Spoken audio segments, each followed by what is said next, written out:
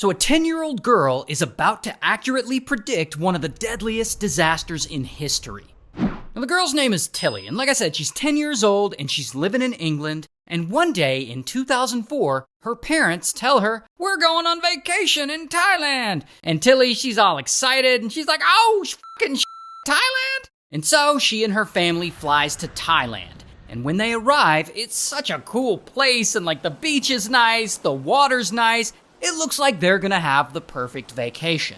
But then, a few days later, Tilly's walking along the beach with her family, and she notices something weird. She notices the water doesn't look as nice as it did before.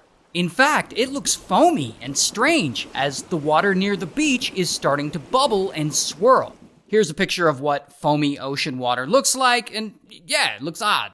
And so Tilly's parents, they don't say anything about it. I'm not sure if they even notice.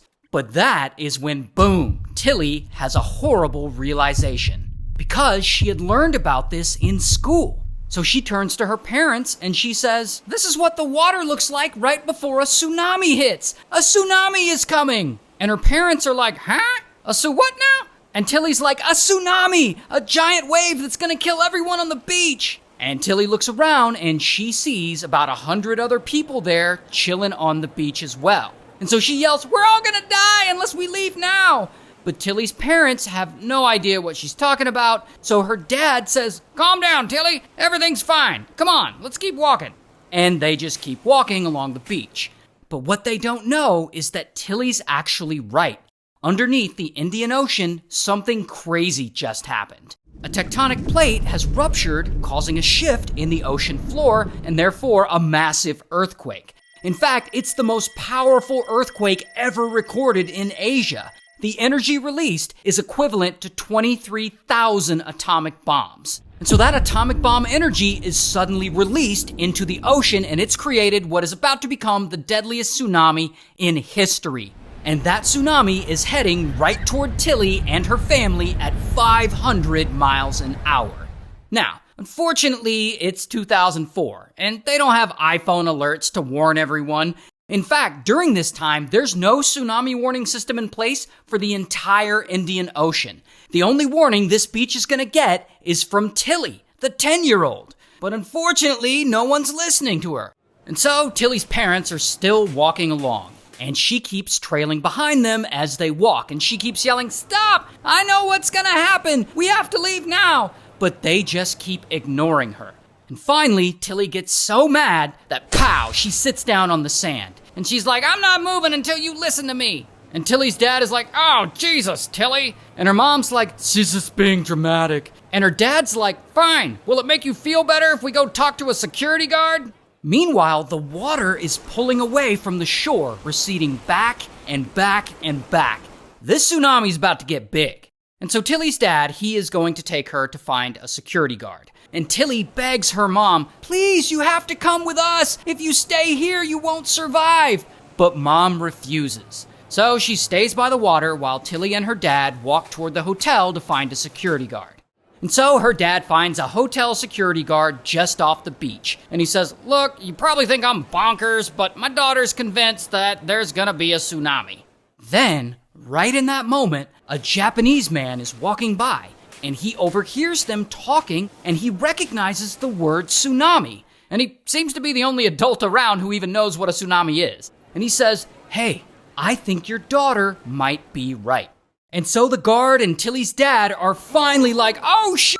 So bam, the guard springs into action, and he starts evacuating everyone from the beach. "Get out of here! There's a tsunami!" While Tilly's dad frantically waves to her mom, trying to get her to come inland.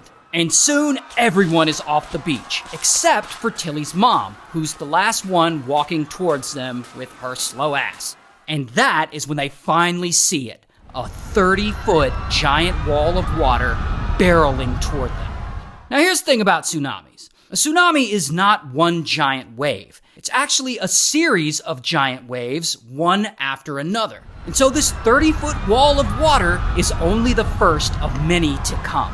And so Tilly yells, "Run!" And everyone panics, and she and her parents start running away, running for their lives. And now everyone can see the massive wall of water rushing towards them.